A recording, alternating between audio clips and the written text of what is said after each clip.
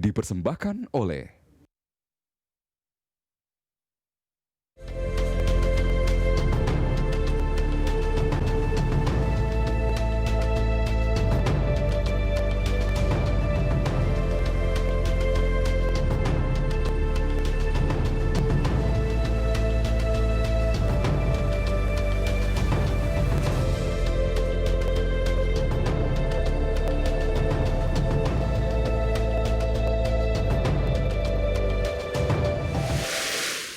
Pemirsa, senang berjumpa lagi dengan Anda. 75 tahun sudah MPR hadir memberi kontribusi serta mengawal perjalanan bangsa ini. Ulang tahun di tengah bangsa sedang didera krisis akibat pandemi corona tentu memiliki makna tersendiri. Bagaimana pimpinan MPR periode 2019-2024 menyikapi, memperkuat, serta meningkatkan kontribusi kepada bangsa ini? Inilah Ketua MPR Bambang Susatyo dalam spesial interview bersama saya, Claudius Bukan. Pak Bamsud, terima kasih banyak atas kesempatannya. Ya, sehat Pak Bamsud? Alhamdulillah sehat. Kelihatan makin bugar nih. Tetap aktivitas rutin seperti biasa. Penyakit itu ada di pikiran. Kalau selama pikiran kita happy, pasti penyakit jauh. Pertama kami ucapkan atas nama Berita Satu, selamat ulang tahun buat MPR. Semoga makin sukses lagi, Pak. Baik, terima kasih banyak. Pak Bamsud, ini kalau kita lihat 1 minggu sebelum ulang tahun ada survei dari Indobarometer, itu kepercayaan publik kepada MPR itu hampir 73%. Meningkat, peringkat kelima ya, setelah TNI, Presiden, KPK, dan MA. Ini apa yang bisa Pak Bamsud maknai dari penghargaan ini?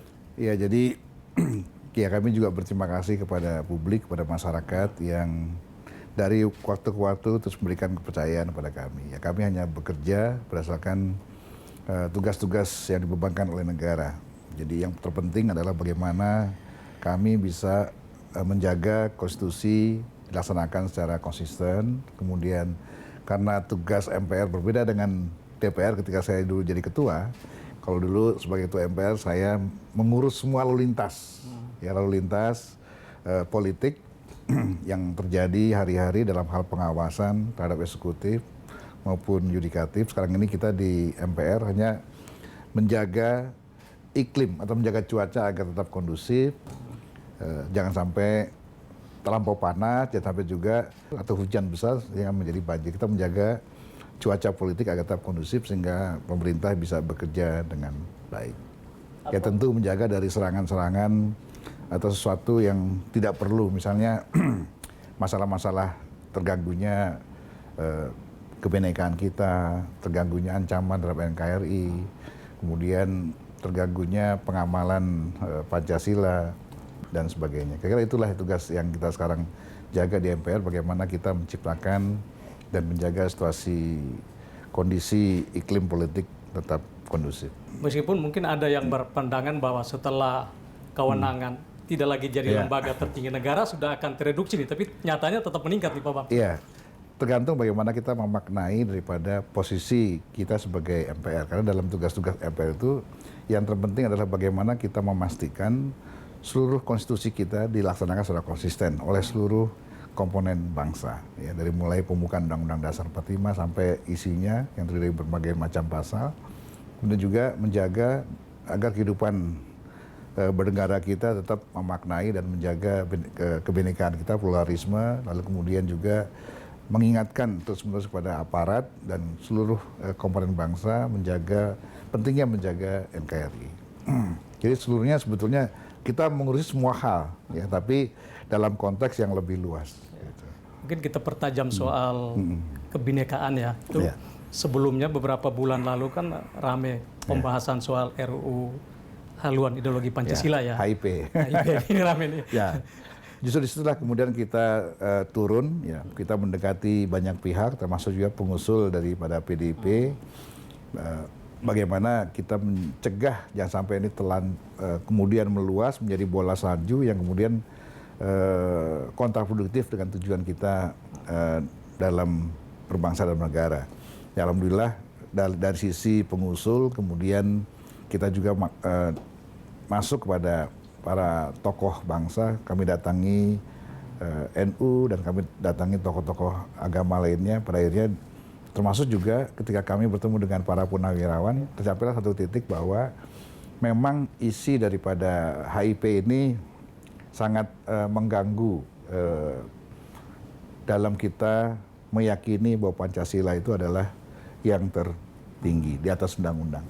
Nah, sehingga PDIP kemudian melunak, ya, bukan melunak, artinya terjadi kesepahaman bahwa ini perlu dibahas bersama, duduk lagi bersama, sehingga tidak menimbulkan pro kontra yang begitu tajam. Nah, usulan dari beberapa komponen termasuk Purnawirawan dan PBNU ini supaya di hold, ya, ternyata pemerintah juga satu kata ini di hold. Nah, dalam perjalanan kemudian kami menganggap bahwa BP ini penting hadir kembali menggantikan fungsi dulu BP7. Ya, karena kami nggak mungkin sebagai MPR terus-menerus, ini kan tugas eksekutif, ya, menerus mensosialisasikan Pancasila.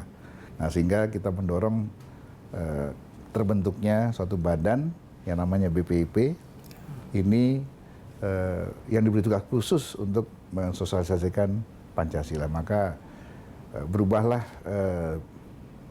RU itu menjadi RU BPIP.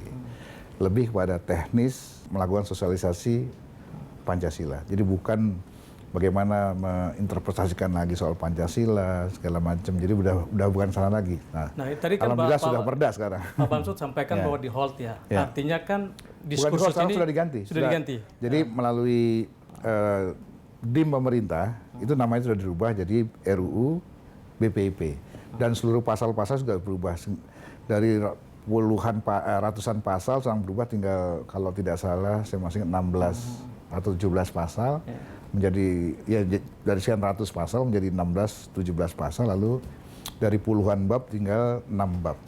Jadi tidak ada lagi peluang untuk interpretasi terhadap itu. Jadi Pancasila ini sudah final ya sebenarnya. Ya. Jadi itu yang menimbulkan pro kontra di publik. Ya alhamdulillah sudah selesai lah. Ya.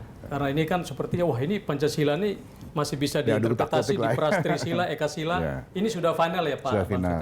Oke. Nah, sekarang pertanyaan mendasar lagi, kalau kita lebih berkutat pada persoalan interpretasi ideologi, sementara yang dibutuhkan tuh bagaimana menerjemahkan, mengkonkretkan Pancasila, implementasinya Pak Bamsud itu. Nah, justru itulah makanya saya masuk ke seluruh kalangan. Jadi karena warga bangsa ini tidak hanya para elit, tapi juga dari berbagai kelompok, termasuk juga para kelompok-kelompok yang selama ini tidak tersentuh, misalnya kelompok milenial ya. Kita masuk ke arah sana, jadi tidak lagi pakai sistem dogmatis atau satu arah, tapi kita ingin melibatkan mereka untuk memahami Pancasila secara sebenarnya. Karena dalam implementasi hari-hari, sebetulnya mereka juga sudah melaksanakan sila-sila yang ada dalam Pancasila itu, dari mulai berketuhanan, ya, kemudian sampai terakhir keadilan sosial, itu sudah mereka laksanakan. Bagaimana lebih menajamkan lagi daripada pelaksanaan itu. Yang terpenting adalah saling hormat menghormati sama pemeluk agama, kemudian juga gotong royong, kemudian solidaritas, itulah sebetulnya substansi atau inti daripada Pancasila. Itulah yang kita dorong. Pak Bamsud tulis buku Pancasila dan milenial. Nah, bagaimana kalangan milenial memaknai Pancasila, kita bahas segmen berikut, Pak. Pemirsa, tetaplah bersama Pak Bambang Susatyo. Ada kesan bahwa generasi milenial sekarang itu apolitik, urusan Pancasila, urusan para politisi, bukan urusan kami. Nah, itu sekarang mereka sudah menyadari, dan alhamdulillah dengan jargon jangan aku milenial kalau nggak ngerti Pancasila, terus jadi satu tren kalau hafal Pancasila mereka sekarang bangga. Dipersembahkan oleh